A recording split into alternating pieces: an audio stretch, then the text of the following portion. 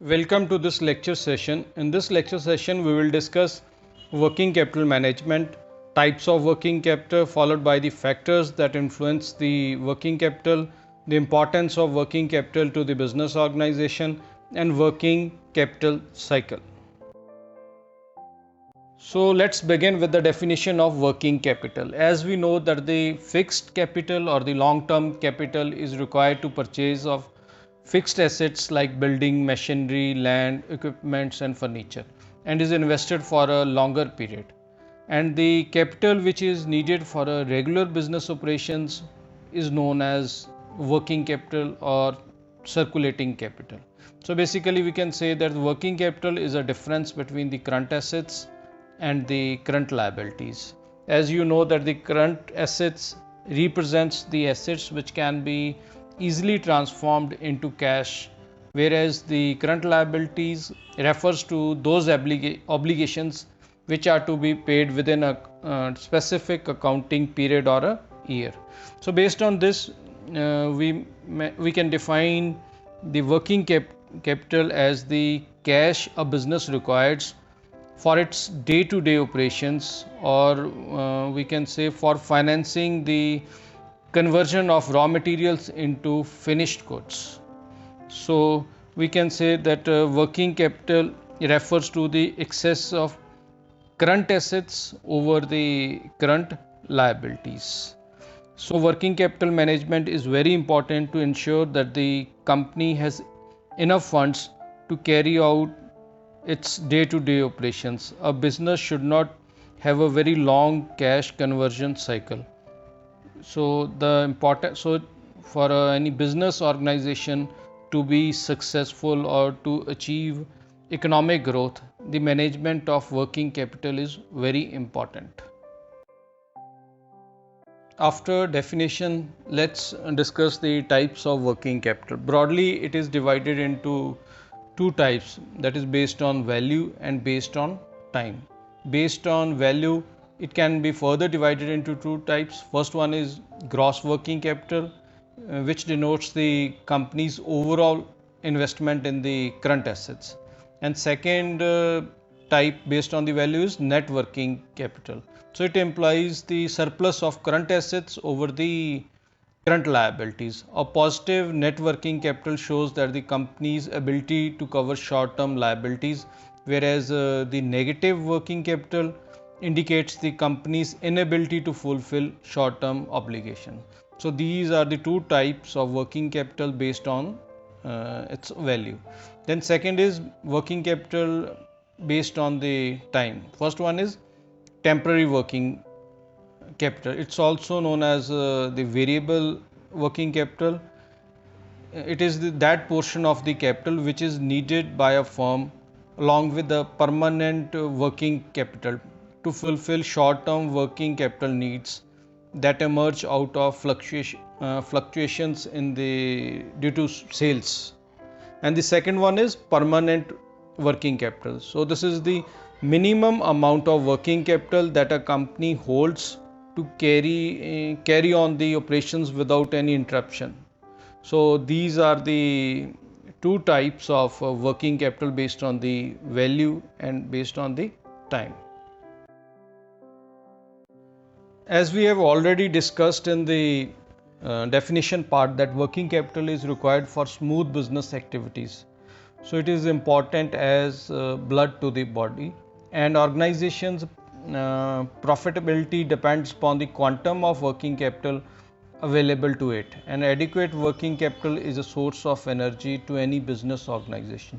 So these are some of the needs, or we can say the importance of a working capital to any business organization. Let's start. The first one is continuity in business operations. So working capital keeps the business operations moving. It is needed to purchase of raw materials, to pay wages and salaries, and also to pay the recurring expenses like the bills, electricity bills, the rent. Second, it enables company to meet its obligations. So working capital helps uh, to operate the business smoothly without any financial problems, for making payments of short-term liabilities, purchase of raw materials, payment of salaries and wages can easily made without any delay if there is adequate working capital available. So next one is it facilitates the obtaining of credit from banks without any difficulty. A firm having adequate working capital, high solvency and a good credit rating can easily arrange loans from various banks and financial institutions. So next comes if the payments are made to the suppliers at a proper time, they maintain a regular supply of raw materials, which helps in continuous production. And next comes smooth business operations. So as we have discussed that already discussed that working capital is the lifeblood of any business organizations, which maintains the firm in well condition. Any day-to-day financial requirements can be easily met without any shortage of funds. So this enables the smooth business operations of any business organizations. Next comes ability to face crisis. So adequate working capital enables the firm or the business organizations to meet the crisis or the uncertainties. Then the working capital also help the business organization for repayment of long-term loans. And the last one is it increases the goodwill.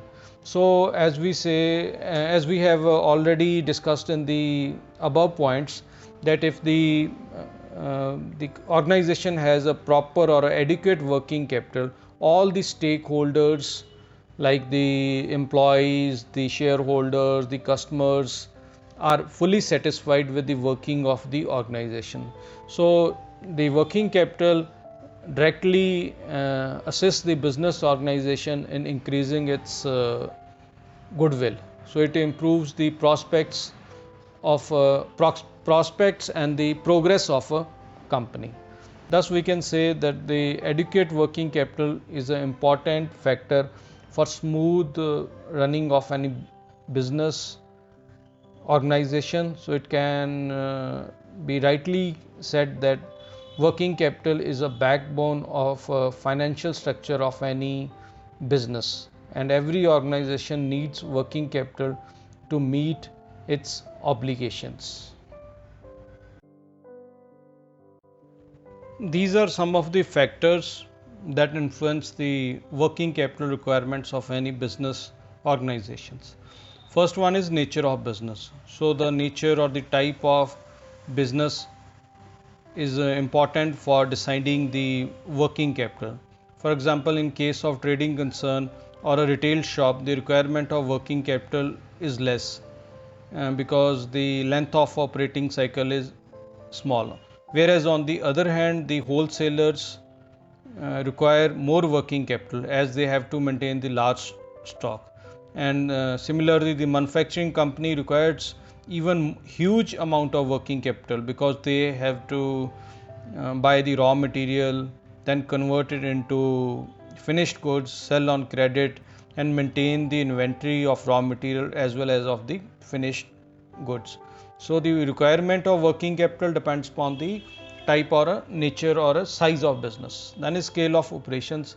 So the firms operating at large scale need to maintain more inventory, and more employees are involved, and so they generally require large working capital, whereas firms operating at smaller scale requires less amount of working capital. Next, the third one is business cycle fluctuation. So as we know that during boom period the market is flourishing, so there is more demand and more production and more stock, which means more amount of working capital is required. Whereas in case of depression period, low demand, less inventories has to be maintained. So working capital required is also less in this case. Next is for growth and expansion. If a company is growing and expanding its business operations, then obviously it requires more working capital to maintain its growth rate. Then is the terms of purchase and sales. The working capital requirements of a business organization depends upon its terms of purchase and sales. For example, if the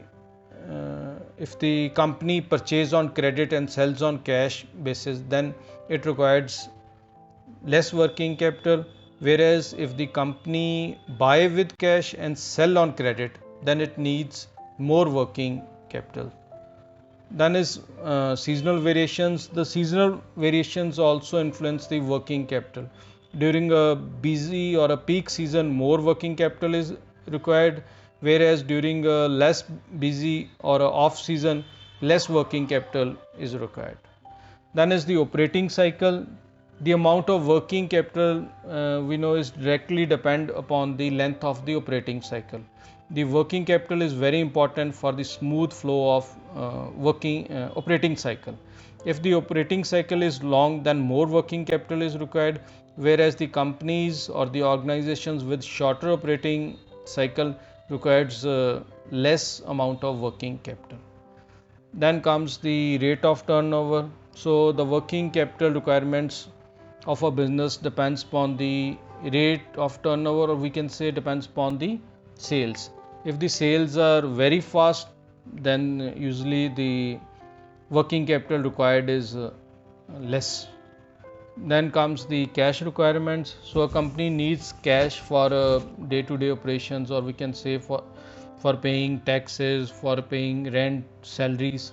So if the company needs if the cash needs of the company are high, then it requires more working capital, or we can say that the higher the cash requirement, the greater is the amount of working capital required. And then comes the market conditions. So the working capital requirement of a company depends upon the market conditions, or we can say on the degree of competition that is prevailing in the market. For example, if there is more competition, then lot of money has to be spent on advertising and sales promotions. So more working capital is needed. Then the last one is the manufacturing cost. So manufacturing cost is another factor that influences the requirement of working capital.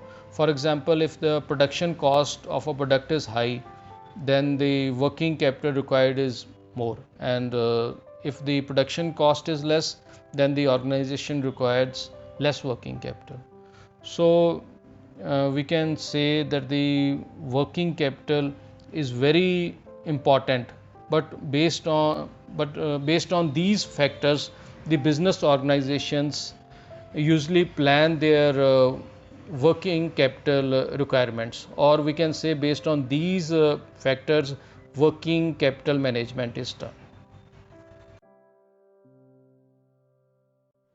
Working capital cycle. So the given diagram easily explains the working capital cycle or operating cycle of any business organization. As we know that the operating cycle is defined as the length of time between the outflow and inflow of cash during various business activities or operations. So we can say it is the time taken by a organization or a business organization for the payment of materials, wages and other expenses, then entering into stock and realizing the cash from the sale of finished goods. In short, we can say that the working capital cycle or the operating cycle of an organization is the average time required to invest cash in assets and reconverting it into cash by selling the finished goods.